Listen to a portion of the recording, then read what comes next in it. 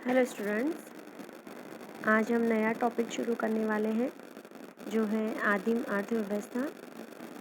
तो चलिए शुरू करते हैं पार्ट 1 के रूप में, जिसमें हम लेंगे आदिम अर्थव्यवस्था का अर्थ और उसकी परिभाषा।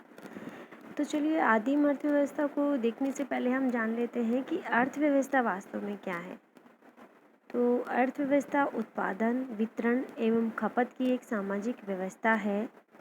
समाज में उत्पादन, उपभोग, वितरण, विनिमय प्रणालियों से एक नवीन सामाजिक व्यवस्था की शुरुआत हुई, जिसे विद्वानों ने अर्थव्यवस्था नाम से संबोधित किया।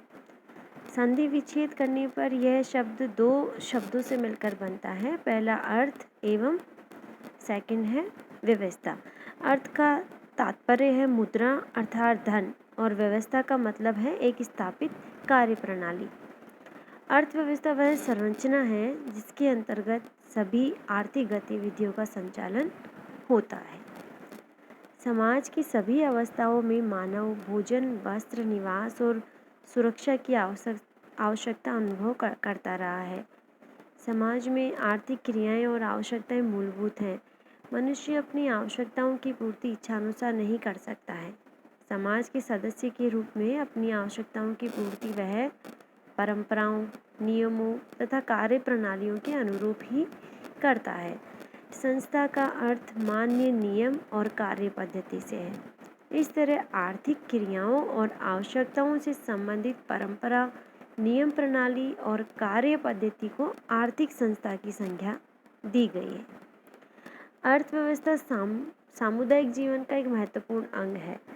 प्रत्येक समाज की सामाजिक और सांस्कृतिक संरचना में अर्थव्यवस्था की महत्वपूर्ण भूमिका होती है, क्योंकि प्रत्येक समाज को अपने अस्तित्व के लिए जीवन के आवश्यक भौतिक मूल्य एकत्रित करने पड़ते हैं। समाज एवं समाज की इकाइयों यानी कि मनुष्य की जो मूलभूत आवश्यकताएं हैं, जैसे भोजन, कपड़ा या उसका घर, इनकी आपूर्ति करने के लिए जो भी वो प्रयत्न करता है, उस प्रयत्न को हम अर्थव्यवस्था कह सकते हैं।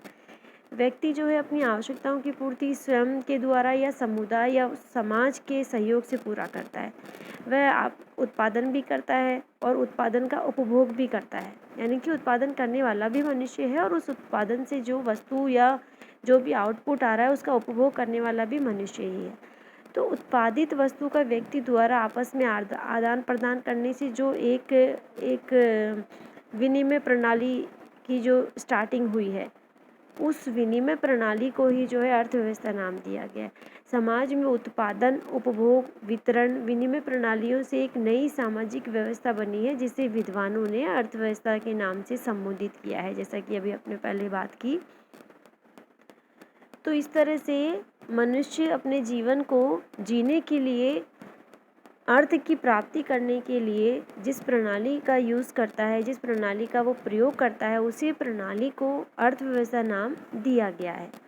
अब हम देख लेते हैं कि अलग अलग विद्वानों ने अर्थव्यवस्था की अलग अलग परिभाषाएं दी हैं, तो वो क्या है। तो पिडिंगटन के अनुसार अर्थव्यवस्था समाज की भौतिक आवश्यकताओं की संतुष्टि के लिए उत्पादन की व्यवस्था, वितरण पर नियंत्रण एवं समुदाय में स्वामित्व के अधिकार एवं दावों को निर्धारित करती है। वहीं मजूमदार एवं मदान के अनुसार जीवन की दिन प्रतिदिन की आवश्यकताओं को श्रम द्वारा पूरा करने के लिए मानव संबंधों और प्रयत्नों को नियमित और संगठित करना ही क्या है, अर्थव्यवस्था है। रेमंड फर्थ के अनुसार यदि देखें तो उन्होंने क्या माना है कि अर्थव्यवस्था जो है मानव क्रियाकलापों का वह विस्तृत क्षेत्र है जिसका संबंध साधनों के परिसीमित उपभोग और संगठन से है। वहीं अगर आगे चले तो बोहानन जो कि विद्वान है, उनके शब्दों में अर्थव्यवस्था क्या है, मानव एवं सामाजिक समूहों की भौतिक आवश्यकताओं को संतुष्ट करने के लिए स्रोत, प्रविधि एवं कार्य का संगठित करने का जो तरीका है, उसी को उन्होंने क्या माना है, अर्थव्यवस्था माना है।